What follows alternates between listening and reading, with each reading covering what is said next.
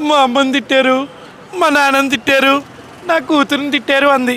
ఈవేళ పాపం ఇక్కడున్న కొంపలు గూళ్ళు ఆవిడ ఆడుదాం ఆంధ్ర అనే ఒక టైటిల్లో 100 కోట్లు కొట్టిందంటన్న. ఇప్పుడు ప్రజెంట్ అసెంబ్లీ గేట్ దాటినవను ఒంగోబెడదంతానన్న కొన్ని డైలాగులు వేసింది మా పులికి సరిగ్గా కాలిందనుకో తొలంగా తీసి పడేస్తాడు. పులి అంటే ఏదో అనుకుంది. మొన్న సరదాగా చెప్పాలంటే ఇప్పుడు ఈ ప్రభుత్వంలో చాలామంది నేనా తిట్టానా ఆయన ఎప్పుడు ఏమనలేదే. బాగా ప్రముఖుడు చంద్రబాబు నాయుడిని 5 నిమిషాల్లో చంపేస్తా, 10 నిమిషాల్లో చంపేస్తా అన్నాడు బోరుగడ్డ అనిల్ కుమార్ యాదవ్. అనిలో ఏదో మొత్తం మీద ప్రముఖుడు, చాలా ప్రముఖుడు. ఏదో పీపుల్స్ పార్టీ ఏదో పార్టీ ఉందన్నాడు. మరి ఆయన పార్టీ గురించి నాకేం తెలీదు. నేను ఎప్పుడు ఆయన ఇంటర్వ్యూలు చూస్తాను తప్ప ఇంటికి వెళ్ళి నరికేస్తాను, ఒంగోబెట్టి నరికేస్తాను. సరిగ్గా నరకడం వస్తే కోనసీమలు నరికినట్టుగా నువ్వు నరకలేరు ఎవరు.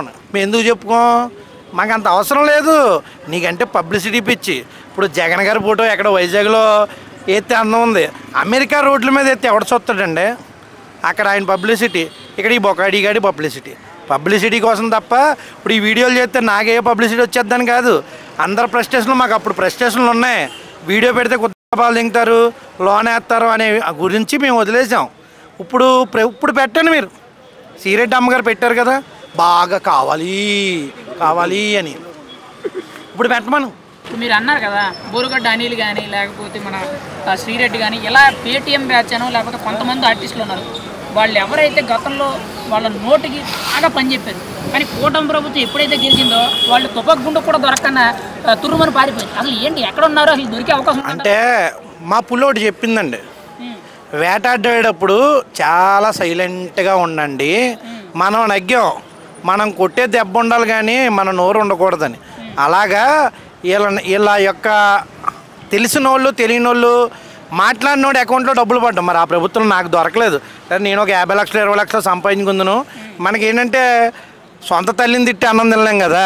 వాళ్ళ సొంత తల్లిని తిడతారు. ఆడాడు చెప్పులు పోనీ అన్నాడు పేరు నాని గారు. పాప వాళ్ళ కొడుక్కి సీట్ ఇచ్చారు, ఉన్నదంతా అమ్ముకు దబ్బమన మొత్తం పోయింది. నాకు తెలిసి సగం మీరు జగన్ గారు ఓటమికి సగం మంది కారణాలు ఎవరంటే మేము ఓడిపోతాం వాళ్ళకి తెలిసిన వాళ్ళు డబ్బంతా లోపల దాచుకున్నారు. జనసేన బీజేపీ తెలుగుదేశం వాళ్ళు మాత్రం ఖర్చు పెట్టారా లేదా అనేది నాకు తెలియదు, కానీ అంత భారీ ఎత్తున అయితే ఖర్చు పెట్టలేదు. ఖర్చు పెట్టడం అయితే జరిగింది. ఏమండే వాడు చెప్పనా, ఇప్పుడు మీరు చెప్పింది జగన్ గారు సింగల్గా వచ్చారు, నేను అది ఒప్పుకుంటాను. చాలా మటుకు సింగల్గా రా అంటే ఈయన సింగల్గా వెళ్దామనే ట్రై చేశాడు. ఈ లోపల ప్రతి ఒక్కరిని బొక్కలు వేసారు. ఆ బొక్కలు వేసిన దానికి ఫోన్లే పాపం చూడడానికి వెళ్ళాడు. అక్కడికి వెళ్ళిన తర్వాత బాలయ్య బాబు గారు నా పక్కన ఈయన ఎలా ఉన్నాడో బాలయ్య బాబు గారు కూడా ఆ టైంలో అలాగే ఉన్నారు. ఇప్పుడు మమ్మల్ని టచ్ చేయండి రానగానే బాలయ్య బాబు గారు లుక్ ఎలా ఉంటుంది కాబట్టి పాత వీడియో చూసుకోండి. ఈయన స్టేట్మెంట్ ఇస్తాడన్న విషయం కూడా ఎవరికి వాళ్ళ పార్టీలో నాదెల్ల మనోహర్ గారి దగ్గర నుంచి ఎవరికి తెలియదు. మేమందరం కలిసి వస్తామని. ఆయన వైసీపీ ఓటు చేయనివ్వడం అన్నాడు, కానీ అంటే నాకు తెలిసింది ఒకటి చెప్తున్నాను. వైసీపీ ఓటు ఎందుకు చేయనివ్వడం అంటే వైసీపీ పార్టీలో చాలామంది ఎస్సీలకి న్యాయం జరిగింది మా జిల్లాలో అనేదని నాకు తెలిసి. మా ఎమ్మెల్యే ఓటుకి 5,000 ఇచ్చారండి ఎస్సీలకి. ఓసీ అని తెలిస్తే వాళ్ళకి ఇవ్వలేదు. సగం నాకు తెలిసి ముమ్మడవరంలో ఒక ఇంట్లో నాకు జరిగింది. మా ఇంటి పక్కన వాళ్ళకి ఓటుకి 5,000 ఇచ్చారు. ఇలా పక్కా వైఎస్ఆర్సీపీ. జగన్ అంటే పేకలు కాదు, మొత్తం అన్నీ కోసేసుకుంటారు. వాళ్ళకి డబ్బులు ఇవ్వలేదని ఒక నెపంతో ఓటు కూడా పడలేదు. పొన్నాల సతీష్ నియోజకవర్గం నేను చెప్తున్నాను, పొన్నాల సతీష్ నియోజకవర్గం బాగా ఏమంటే కులం అనేది లేనిది పవన్ కళ్యాణ్. కులాన్ని పెట్టి ఆలోచించింది ఈయన ప్రత్యక్షంగా ఒకే జిల్లాలో 7 నియోజకవర్గాల్లో ఒకటి రాని ఒక్క సీటు కూడా రాంది పొన్నాల సతీష్. ముమ్మడివరం, అమలాపురం పెన్పే విశ్వరూపు, కొండేటి చిట్టుబాబు, గన్నవరం, రాపాక వాడ పనికి మళ్ళీ లేదవ, ఏది మల్కీపురం, ఏమంటే రామచంద్రాపురం, మండపేట, అది రావులపాలెం, తర్వాత ముమ్మడివరం, బుచ్చిరాజు. జిల్లా జగ్గిరెడ్డి గారు పాపం ఆయన సొంతంగా రోడ్లు వేయించాడు. జనాలందరూ రోడ్లు వేయించింది దానికి అనుకున్నాం, కానీ ఇసుక దొబ్బడానికి అన్న విషయం తర్వాత తెలిసింది నాకు. ఇంకా అందుకే నేను మాట్లాడలేదు. ఇంకా 7కి 7 దొబ్బినందుకు మేము కేకు కోసుకున్నాం, ఆనందపడ్డాం. కానీ 7 సీట్లకి పోవడానికి కారణం ఏంటి? 7 ఆ జిల్లాని ఏదో చేద్దాం అనుకొని ఏదో చేశారు. ఎస్సీ మంత్రులు ఎమ్మెల్యేలు 5 అండి. పొన్నాల సతీష్, ఎస్టీ, మమ్ముడు అమలాపురం పిన్పేశ్వరూప్ SC, Gannavaram SC, Rapaka Varaprasad SC.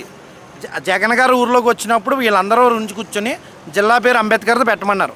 Ambedkar గారిది అనేది ఆయన ఒక మన రాజ్యాంగం రాశాడు గారు, చాలా పెద్ద మనిషి. ఆయన పెట్టి ఇలా కించపరచడం అనేది నాకు చాలా బాధేసింది. కానీ ఏంటంటే మన తాతల నుంచి కూడా కోనసీమ అంటేనే ఇష్టం. ఇప్పుడు పండక్కి హైదరాబాద్లో ప్రతి రోడ్లు బీభత్సంగా ఉంటాయి. సంక్రాంతి 3 రోజులు ఇక ట్రాఫిక్ ఏమి ఉండదు. అంటే ఏంటి, ఊరు ఖాళీ అయిపోయిందనే, ఏ ఊరో ఆ ఊరు వెళ్ళిపోతే ఇక్కడి నుంచి ఉన్న వాళ్ళందరూ కూడా కోనసీమ వస్తారు ప్రతిదీ చూసుకోవడానికి. అలాంటి కోనసీమను పాడు చేశారు.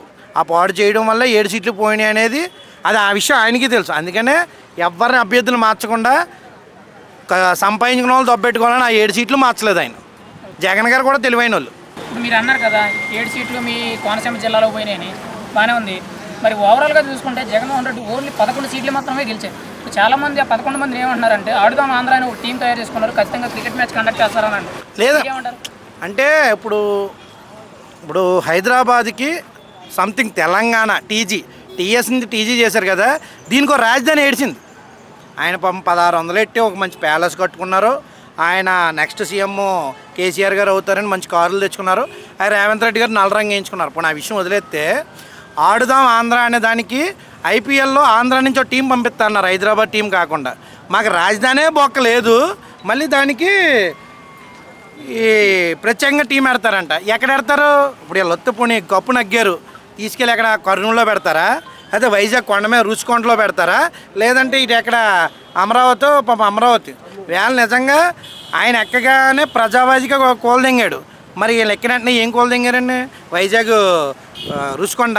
నాకు తెలిసి అందులో ఒక పని చేసిన వ్యక్తి మా బాగా రిలేషను.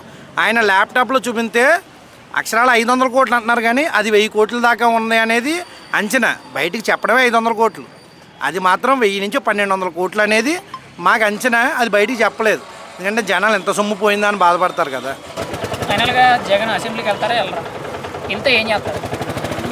ఆయన ప్రజెంట్ ఇప్పుడు నీతి పోరాటాలు చేసే పనిలో ఉన్నాడు, కానీ ఆయన అసెంబ్లీకి అయితే వెళ్ళడు. నా లెక్క ప్రకారం వెళ్తే నెక్స్ట్ ఆయన సీఎం, వెళ్ళకపోతే నెక్స్ట్ కూడా ప్రతిపక్షమే. అంటే జగన్మోహన్ రెడ్డి గారికి ఒకటే చెప్తున్నానండి, మీ వెనకాల ఉన్న ఎదవల మాట వినడం మానేయండి.